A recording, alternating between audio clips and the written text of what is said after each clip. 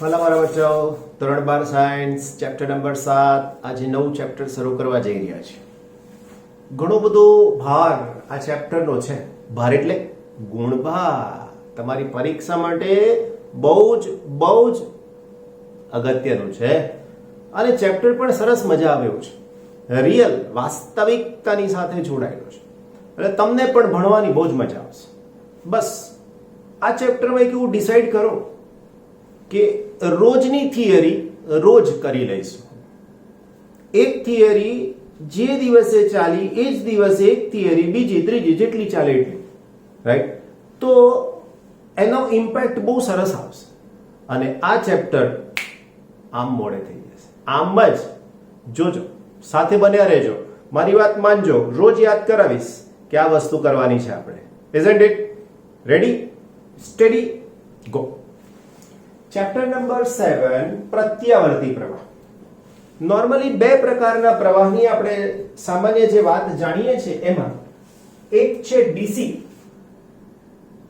DC ને English word direct current, જે સીધો પ્રવાહ છે એવું કહીએ છીએ. જો હું આલેખ દોરું તો અહીંયા સમય હોય, અહીંયા વોલ્ટેજ કે પ્રવાહ લઉં તો આલેખ આવો મળે.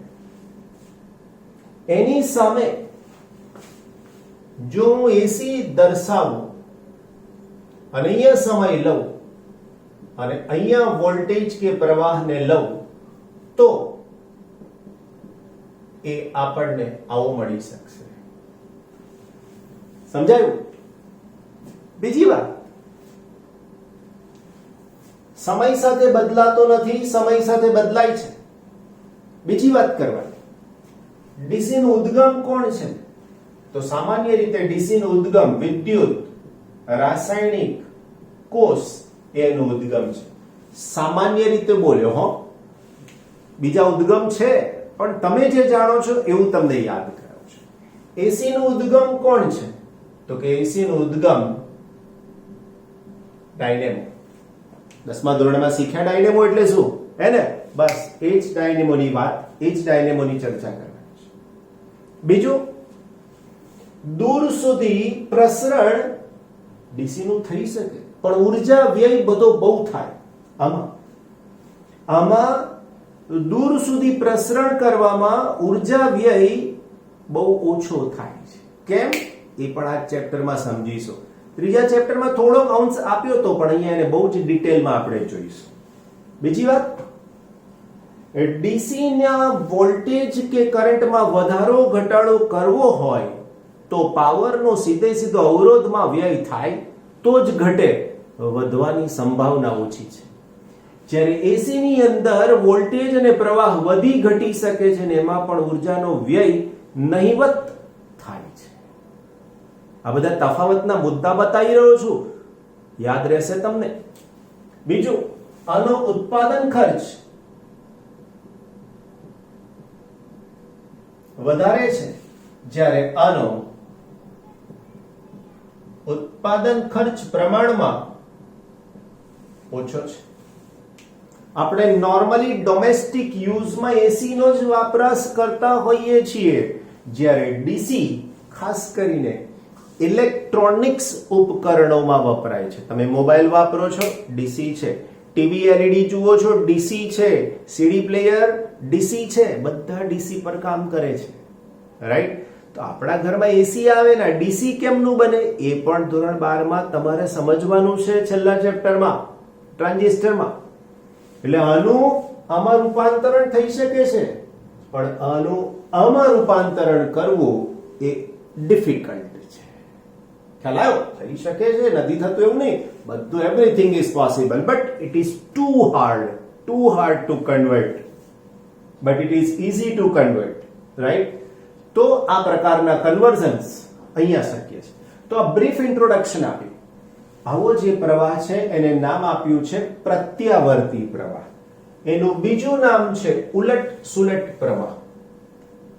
ઉલટ સુલટ પ્રવાહ. વોલ્ટેજ હોય તો વોલ્ટેજ. અને બીજું નામ જયાવર્તી પ્રવાહ એવું પણ કહીએ છીએ. બે પ્રકારના વિધેય શક્ય છે આવા. એક સાઇન અને બીજું કોસ. બે પ્રકારના વિધેય શક્ય છે, એક સાઇન અને બીજું કોસ. કરેક્ટ? તો આ પ્રમાણેની માહિતી આપણી પાસે પ્રાથમિક માહિતી છે. હવે આ ચેપ્ટરમાં શું કરવા માંગીએ છીએ એનું બ્રીફ ઇન્ટ્રોડક્શન આપું. એસી વોલ્ટેજને આપણે લગાડવા માંગીએ છીએ અવરોધને, ઇન્ડક્ટરને, કેપેસિટરને. પછી તો કે LCR ત્રણે સાથે આવી જાય તો શું થાય એ જોવા માંગીએ છીએ. સામાન્ય રીતે વોલ્ટેજ આગળ, પ્રવાહ પાછળ, આવું બધું તમે સમજ્યા નથી એ અહીંયા નવું સમજવાનું છે. અનુનાદની ઘટના, રેઝોનન્સ સમજવાનો છે. રાઈટ? અનુનાદ સમજ્યા પછી LC દોલક પરિપથ આ ચેપ્ટરમાં સમજવાનો છે. અને ત્યાર પછી પાવરને સમજીશું, એસી પાવરને. અને છેલ્લે આ ચેપ્ટરમાં ટ્રાન્સફોર્મર શું છે સમજીશું. એટલે વાર્તા ખતમ. અધ્યાય 7મો પૂરો થશે. રાઈટ? સમજીએ છીએ વાલા બચ્ચાઓ કે શું કહેવા માંગે છે પ્રત્યાવર્તી પ્રવાહ. રાઈટ? પહેલી થિયરીમાં સમજાવવા જઈ રહ્યા છીએ કે જો અવરોધને સાદા સીધા વોલ્ટેજની જગ્યાએ એસી વોલ્ટેજ એટલે ડીસી ની જગ્યાએ એસી વોલ્ટેજ લાગુ પાડીએ તો શું થાય? કરેક્ટ? એ આપણો પહેલો પ્રશ્ન. કીધું એ પ્રમાણે પ્રશ્ન શું છે? અવરોધને લાગુ પડેલ એસી વોલ્ટેજ. પહેલા હું પરિપથ દોરી દઉં એટલે તમને સમજાય કે શું કહેવા માંગુ છું.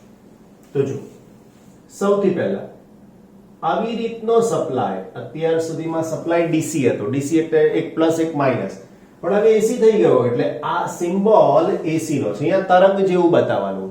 બરાબર? હવે એને તમારે આપવાનું છે કોને? તો કે અવરોધને. કારણ આપણો પ્રશ્ન એવો છે અવરોધને લાગુ પાડેલ એસી વોલ્ટેજ. કરેક્ટ ને? Okay my dear friends. તો અહીંયાથી આવી રીતે આ થઈ શકશે. તો આ થઈ ગયો અવરોધાર અને આ થઈ ગયું એસી. કરેક્ટ? આ સપ્લાય છે એસી. હવે આના વિશેની એક બે નાના સરખા મુદ્દાની વાત કે પરિપથમાં અવરોધ R ને એસી ઉદ્ગમ સાથે જોડવામાં આવેલ છે. લાગુ પાડેલ એસી વોલ્ટેજ જે બદલાય છે તેને આપણે દર્શાવી શકીએ V is equal to Vm sin omega t. સમીકરણ નંબર 1 જ્યાં Vm is equal to લખી શકાય મહત્તમ વોલ્ટેજ. રાઈટ? કે જ્યારે sin omega t ની કિંમત 1 હોય ત્યારે આ પરિપથમાંના મહત્તમ વોલ્ટેજ આ સૂત્ર પ્રમાણે મને મળી શકશે. કરેક્ટ? ઓકે. હવે મારે આ પરિપથમાં પ્રવાહ જોઈતો હોય તો શું કરું? તો લખી શકાય ઓહમના નિયમ અનુસાર, સાદું જ કીધું હા, ઓહમના નિયમ અનુસાર I is equal to V upon R is equal to Vm upon R into sin omega t. માટે I is equal to Im sin omega t. તો જેવું સૂત્ર તમને વોલ્ટેજનું મળ્યું હતું એવું જ સૂત્ર પ્રવાહનું મળ્યું તો અહીંયા લખી શકો છો, પરંતુ Im is equal to અથવા તો પરંતુની જગ્યાએ અહીં Im is equal to Vm upon R થાય. આ વસ્તુ થઈ શકશે. કરેક્ટ? તો આ પદ અહીંથી આ પદની જગ્યાએ મેં Im મૂક્યા છે. સમજાય મારી વાત? બીજું, હવે મારી પાસે બે સૂત્ર થયા. એક પદ થયું V નું અને બીજું થયું I નું. પણ અહીંયા Vm એ Im કરતા મોટા છે. બંને બદલાય છે સાઇન વિધેય અનુસાર જ. તો પરિપથમાં હું લખી શકું કે પરિપથમાં I અને V સમય સાથે નીચેના આલેખ મુજબ બદલાય છે. કરેક્ટ? તો હવે જો હું સમજવા માંગુ એ આલેખને તો અહીંયાથી મારે દર્શાવવો છે. અહીંયા છે સમય. કરેક્ટ? હવે જો હું v ને દર્શાવીશ તો sin 0 0 થાય. રાઈટ? તો હવે મને આલેખ જે મળશે હું પહેલા v કહીશ. તો હવે જે આલેખ છે તે આવો થઈ ગયો. આ v નો અહીંયા 0, અહીંયા પાઈ, અહીંયા 2 પાઈ આગળ આવશે. રાઈટ? બીજું જો મારી પાસે I નો આલેખ દોરવાનો આવે તો તમે જોઈ શકો છો કે Im એ Vm ના છેદમાં R છે, એટલે Vm ની કિંમત કરતા Im ની કિંમત ઓબ્વિયસલી ઓછી હોય, અને એના પરિણામ સ્વરૂપ જો હું I નો આલેખ દોરું તો I નો આલેખ મને આવી રીતના મળશે. તો આ I ને રજૂ કરે છે, જ્યારે આ આલેખ V ને રજૂ કરે છે. સમજાય ને મારી વાત? Very good. અહીંયા શું કહેવા માંગીએ આકૃતિ ઉપરથી? તો I અને V એક સાથે 0 છે, એક સાથે મહત્તમ થયા, પાછા એક સાથે 0 થયા, પાછા દિશા બદલીને એક સાથે મહત્તમ થયા. કહેવાનો મતલબ શું થયો ખબર પડી તમને? તો વાલા બચ્ચાઓ, કહેવાનો મતલબ એ થયો આની અંદર કે લખી શકાય કે અહીં V અને I એ સમાન કળામાં છે, અથવા તો તેમની વચ્ચે ઓર કરીને લખીએ, ઓર તેમની વચ્ચે કળાનો તફાવત નથી. ત્રીજું કેવું હોય તો તેમની વચ્ચે કળા તફાવત શૂન્ય છે. હવે શબ્દ આયો કળાનો તફાવત. આ કળાનો તફાવત એટલે શું સમજાવું તમને બહુ જ સહેલા ઉદાહરણ દ્વારા. બે હિંચકા બાજુમાં છે, તમે બંનેને એક સાથે આમ પાછળ લઈ જાઓ ને છોડી દો તો બંને એક સાથે દોલન કર્યા, સામે આવે જાય, સામે આવે જાય, બંને સમાન કળામાં છે. પણ જો એક હિંચકાને તમે અહીંયા રાખો અને બીજા હિંચકાને અહીંયા છોડી દો, એકને અહીંથી આમ ધક્કો મારો તો આમ આગળ જશે ત્યાં સુધી અહીંયા પહોંચશે, આગળ જશે ત્યારે આ પાછો આવશે, અહીંયાથી આમ આવશે, કળામાં છે એવું કહેવાય. બે વ્યક્તિ ઊભા હોય, બે બાજુ હિંચકા લઈને, અહીંથી છોડશે, અહીંથી છોડશે તો આ હિંચકો આમ આવશે ત્યારે આમ જશે, આમ આવશે ત્યારે આમ જશે. આવો કળાનો તફાવત બેના દોલનોની વચ્ચે હોય. સેમ એક્ઝામ્પલ અહીંયા છે કે બેને કેવી રીતે છોડ્યા, તો કે બંનેને સાથે લાવીને છોડી દીધા. પણ ફરક ક્યાં છે? તો કે એકને નજીકથી છોડ્યો છે અને એકને દૂરથી છોડ્યો છે. બંનેને છોડ દો તો બંને એક સાથે આમ જશે, પાછા આવશે, પણ એકનો કંપ વિસ્તાર એટલે કે મૂલ્ય વધારે છે, જ્યારે બીજાનું મૂલ્ય ઓછું છે. આનું મહત્તમ મૂલ્ય અહીંયા છે આપણી પાસે, અને કહી શકીએ આપણે Vm. એવું જ આનું મહત્તમ મૂલ્ય કે જેને હું કહી શકું છું Im. પડીને ખબર વાળા બચ્ચો? બસ તો પછી મારા દીકરાની દીકરીઓ આગળ વધીએ. હવે આ પરિસ્થિતિમાં સાઈન વિધેય છે મારી પાસે. હવે મારે આની સાથે સંકળાયેલો પાવર શોધવો છે. આની સાથે સંકળાયેલો પાવર શોધવો છે. પાવરનું સૂત્ર તો તમને ખબર છે, પાવર P = V * I થઈ શકે. બસ થોડુંક એક્સ્ટ્રા એના પછીનું વિચારવાનું આવશે, જોઈએ છે શું થાય તે. ઓકે બચ્ચા માટે શું કીધું? પાવર. હવે જો હું પાવર P = V * I કરું તો V બદલાય છે સાઇન પ્રમાણે અને I પણ બદલાય છે સાઇન પ્રમાણે, પણ એમાં સમય આવે છે એટલે મને તત્કાલીન મૂલ્ય આપશે. સાથે સાથે જો હું સરેરાશ લઈશ ને તો V નું એક આવર્ત પરનું સરેરાશ શૂન્ય થાય, એવું I નું પણ એક આવર્ત પરનું સરેરાશ શૂન્ય થાય, કારણ કે સાઇન વિધેય છે. કોસ વિધેય હોય તો જેટલું પ્લસ એટલું માઇનસ, તો સરવાળો 0. સરેરાશ ના મળે તો તમે તરત કહી દો સર આમાં ઉર્જાનો વ્યય ના થાય, પણ એ વાત ખોટી છે. અવરોધ છે વાલાઓ આપણી પાસે, અને અવરોધ એક એવો ઘટક છે ઉર્જાનો વ્યય તો કરશે, બરાબર ને? તો જોઈએ આપણે કે શું કહેવા માંગે છે આની અંદર. તો આની અંદર આપણે એવું સમજવા માંગીએ છીએ કે ઉર્જાનો વ્યય પાવર શું હોઈ શકે, તો કે અવરોધમાં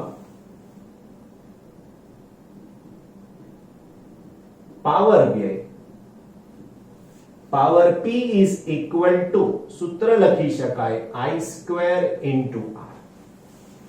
I નો સ્ક્વેર, I એટલે વિદ્યુત પ્રવાહ, હું આને લખી શકું છું. તો હવે મને પાવરનું સૂત્ર શું મળ્યું વાલા બચ્ચાઓ? તો પાવર P = I², નો મતલબ Im². એની સાથે સાઇન છે તો sin² ωt * R. આ r ને તમે આગળ પણ લખો, કોઈ પ્રશ્ન નથી આની અંદર એવો. Is equal two im square into r square into sin square omega t. આ સમીકરણ મને શું આપે છે? તો કે આ સમીકરણ આપણને t સમયે પાવર આપે છે. સમીકરણ ઉપરનું સમીકરણ t સમયે તત્કાલીન પાવર આપે છે. મતલબ જો મારે સરેરાશ પાવર જોઈતો હોય તો માટે સરેરાશ power P is equal two આ બધાનું મારે સરેરાશ લેવું પડે. સોરી, સ્ક્વેર નથી હો બચ્ચાઓ, r નો. આનું સંખ્યાનું સરેરાશ તો એની જ રહેશે અને sin સ્ક્વેર નું સરેરાશ. તો વાલા બચ્ચાઓ અહીંયા હું લખી શકું આ પાવરનું સરેરાશ P ઇઝ ઇક્વલ ટુ આની સાથે આવશે im સ્ક્વેર ઇન્ટુ r નું સરેરાશ અને એની સાથે થઈ શકશે sin સ્ક્વેર ઓમેગા t નું સરેરાશ. આવી રીતે બરાબર. પણ આ sin સ્ક્વેર નું સરેરાશ શું થાય? sin સ્ક્વેર ઓમેગા t નું સરેરાશ શું થાય? તો એ મારે તમને શોધીને આપવાનું. રાઈટ? શોધીએ જુઓ. પરંતુ im square r is equal two im square r, કારણ કે બેઉ સંખ્યા છે એટલે એમાં કોઈ ફરક નહીં પડે. શોધીએ છે આપણે કોને? તો કે sin સ્ક્વેર ઓમેગા t. યાદ કરો એનો જવાબ is equal to 1 minus cos twice omega t divided by 2. આવું થાય. તમે તરત જ પ્રશ્ન પૂછશો, સર આ લાવ્યા ક્યાંથી? ગણિત. તમારા માટે ગણિત આ લઈને આવ્યો, હું લઈને નથી આવ્યો, ગણિત લઈને આવ્યો છે. રાઈટ? મેં મેથેમેટિકલ ટૂલ્સના 7 જેટલા લેક્ચર બનાવ્યા છે. 7 જેટલા. હું 12મા ધોરણ માટે પણ આ 7 લેક્ચર તમને મૂકીને આપીશ. જોઈ લેજો, બધા જ તમારા માટે કામના છે. બધા આવડે છે પણ ક્વિક રિવિઝન તમને મદદ કરશે. શેમાં? ફિઝિક્સની સાથે સંકળાયેલા ગણિતમાં. ફરીથી બોલું છું, તમને આવડે જ છે પણ છતાંય તમને એ બધા લેક્ચર્સ મદદ કરશે. હું આપીશ તમને ગેરંટી. રાઈટ? ટૂંક સમયમાં છે. અને લોટ્સ ઓફ થેન્ક યુ, કારણ કે તમારા પ્રયત્નથી જે સબસ્ક્રાઇબરની સંખ્યા છે ને એ વધી. સો અગેન તમારો આવો પ્રેમ, તમારી આવી લાગણી તમારા સરના જે યુટ્યુબ ચેનલ છે એના પર તમે વધારીને આપી. Thank you so much. હજુ પણ આ પ્રયત્ન હું એમ માનું છું કે ચાલુ રહેવો જોઈએ. Right? We want to reach up to the maximum. તમારા પ્રયત્નોથી જ આ વસ્તુ શક્ય બને છે. અમારા પ્રયત્નો તમારા માટે છે અને તમારા પ્રયત્નો અમારા માટે. Vice versa process. Right? Very good. So again thank you so much મારા વાલાઓ. Very good. આગળ વધીએ આનું સરેરાશ લેવા માટે. તો is equal to 1/2 minus cos twice omega t divided by 2. આ બે કેન્સલ નહીં થઈ શકે એનું ધ્યાન રાખજો. પાછું 1/2. તો આનો જવાબ 1/2 માઇનસ આની સાથે cos twice omega t divided by 2 is equal to, તો અહીંયા જવાબમાં ધ્યાન રાખજો, sin square omega t is equal to 1/2. તમે કહેશો સર આનો જવાબ કેમ 1/2 થઈ ગયો? હે ને? આનો જવાબ 1/2 કેમ થઈ ગયો? એકલું જ કેમ રહ્યું? આ કઈ ગયું?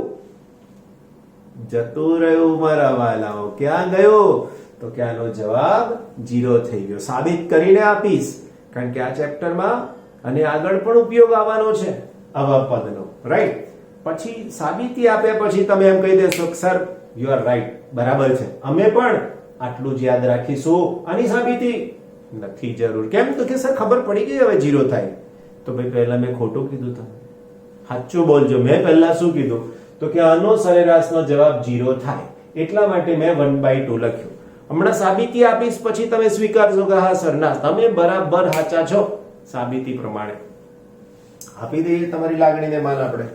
રાઈટ ને મારા વાલાઓ? જોઈએ, ધ્યાન રાખજો, આ લખી દેજો કારણ કે નીકળી જશે પછી, રાઈટ? છેલ્લે એટલે તમારા માટે મોકો છે. ઓકે માય ડિયર ફ્રેન્ડ્સ, તો હવે જુઓ, cos twice omega t divided by 2, integration ક્યાંથી ક્યાંનું? 0 થી t નું, રાઈટ? તો મારે અહીંયા 1/t મૂકવા પડશે. આ બે એની સાથે ફ્રી ઓફ કોસ્ટ માં છે. અહીંયા આવશે cos twice omega t અને dt. મારા વાલા ગણિતના બાળકો મને મદદ કરશે શેના માટે? એલા શેના માટે બચ્ચા પાર્ટી? તો કેનું સંકલન કરવા માટે. ચલો કહેશો મને એનું સંકલન શું થાય? તો કે cos નું સંકલન થઈ શકશે sin twice omega t divided by 2. sin twice omega t divided by 2, 0 to t. Correct? આ એનું સંકલન. ખ્યાલ આવી ગયો? sin, કારણ કે ઓલરેડી cos નું સંકલન sin થાય એવી માહિતી આપણી પાસે છે. is equal to 1 upon, okay અહીંયા twice omega આવશે, રાઈટ? તો 2t અને 2 omega. એક વખતે થશે sin twice omega એટલે 2 pi upon t into t minus આ t ની જગ્યાએ t મૂક્યા માઇનસ sin ડાયરેક્ટ લખી દઈશ 0. કેમ? તો જુઓ ને, આ 0 અહીંયા મૂકો એટલે આખું પદ 0 થઈ જાય. is equal to, અને કોઈ ડિસ્ટર્બન્સ નહીં કરીએ, 2t ને 2 omega, t cancel, sin 4 pi minus sin 0, બરાબર? તો is equal to 1 upon 2t અને 2 omega, sin 4 pi તો 0, કરેક્ટ? માઇનસ 0, આખો જવાબ 0. બોલો શું કેવું છે? શું કેવું છે? સાબિતી આપીને 0 લખવું છે કે એમ લખવું છે? આટલું બોલું એના પહેલા તો જવાબ આવી ગયો. સર બરાબર જ છે, આ જવાબ જ સાચો છે. લખી દેજો, right? Okay my dear friends, લખી દેજો એવું કીધું તમને બાજુ, હા કે?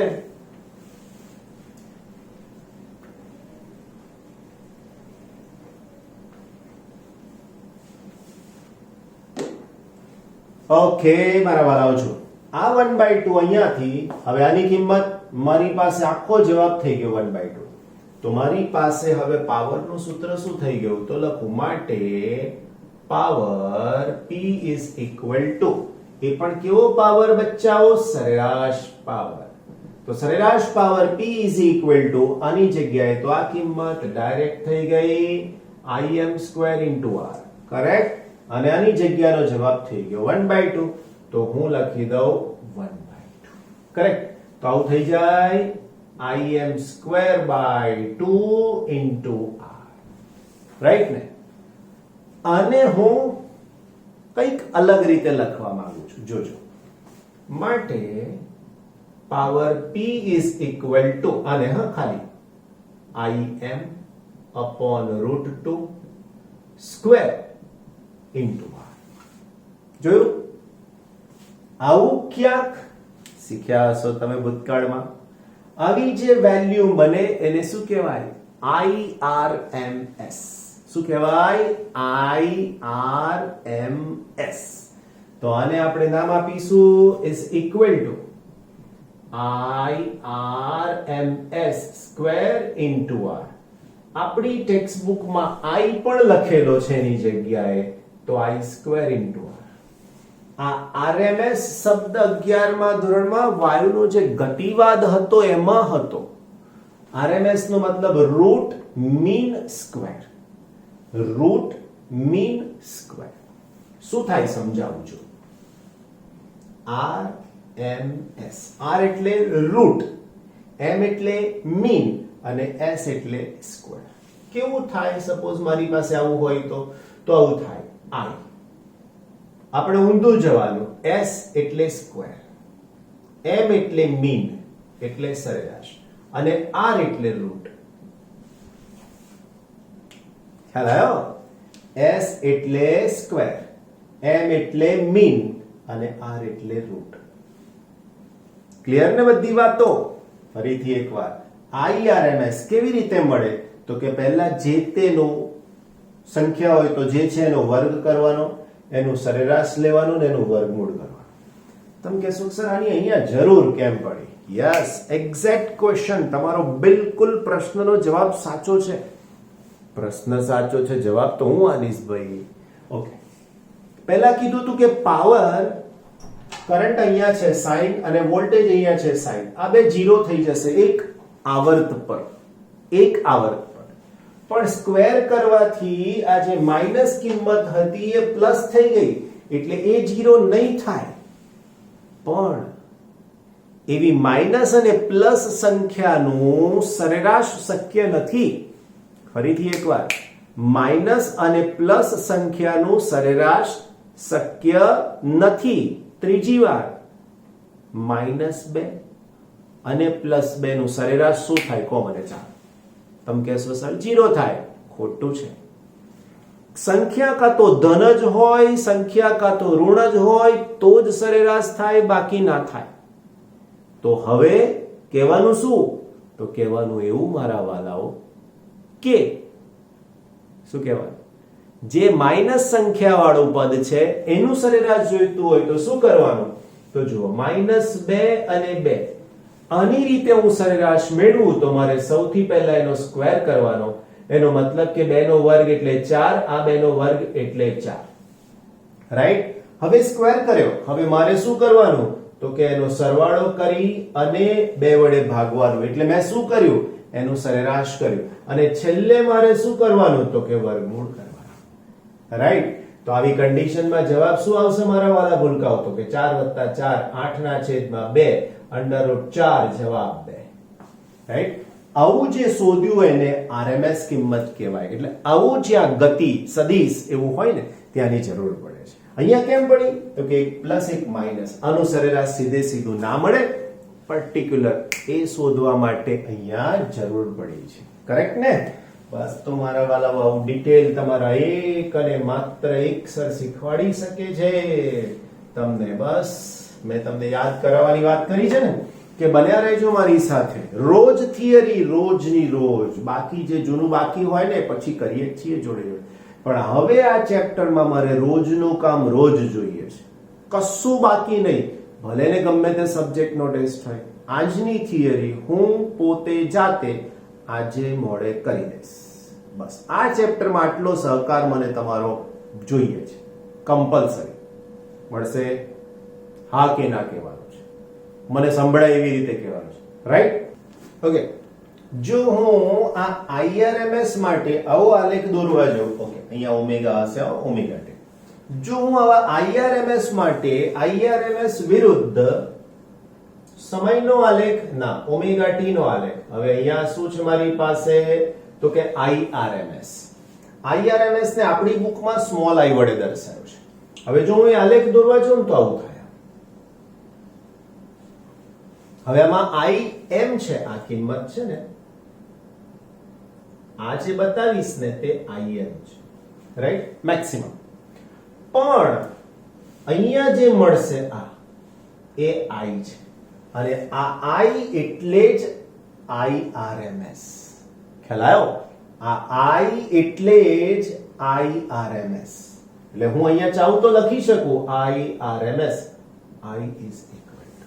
કરેક્ટ? બીજી માહિતીની ચર્ચા કરીએ આપણે.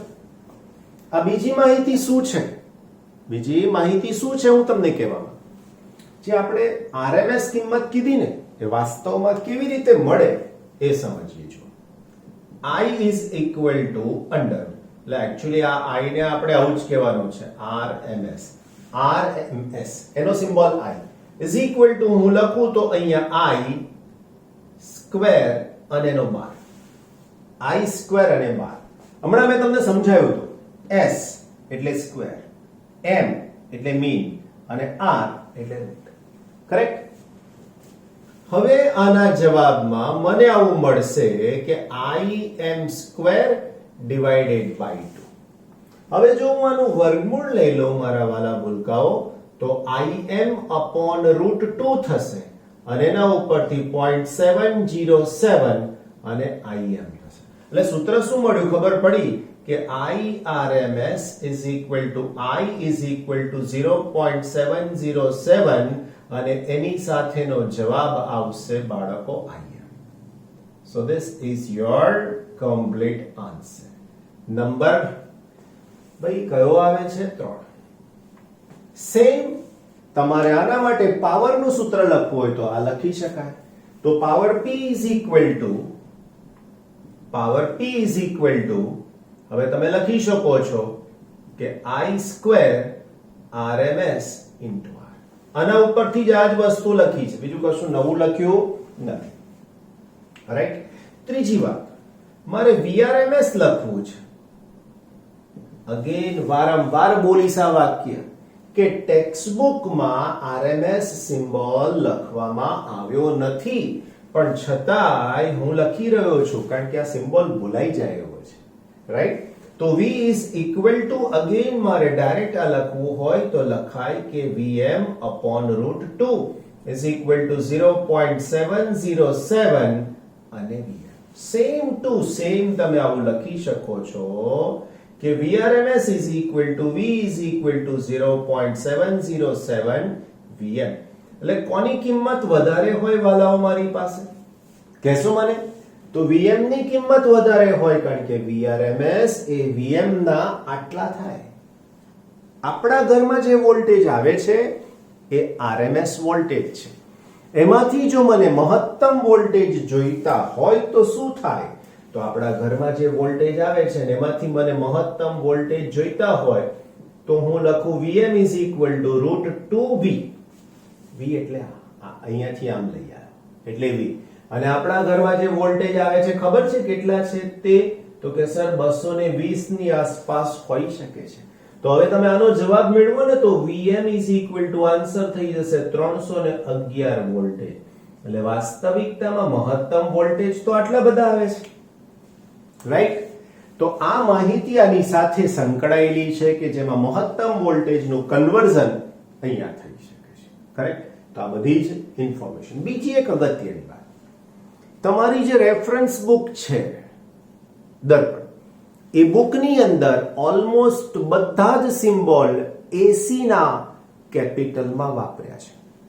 નોર્મલી એ સિમ્બોલ સ્મોલ હોય, આ બધા સિમ્બોલ સ્મોલ હોય. ક્યારે? પ્રત્યાવર્તી પ્રવાહ હોય ત્યારે. AC માં આ બધા સિમ્બોલ શેના? એક કરંટ, વોલ્ટેજ. આ બે જ સિમ્બોલ એમાં આવે. એ સિમ્બોલ હંમેશા નાના વપરાય. ક્યારે? AC હોય તો. DC માં એ સિમ્બોલ કેપિટલ થઈ જાય. RMS બરાબર. એટલે DC માં એ સિમ્બોલ કેપિટલ થઈ જાય, જ્યારે AC હોય ત્યારે એ નાના છે. બીજી ABCD માં છે એવું ધ્યાન રાખવાનું. કરેક્ટ.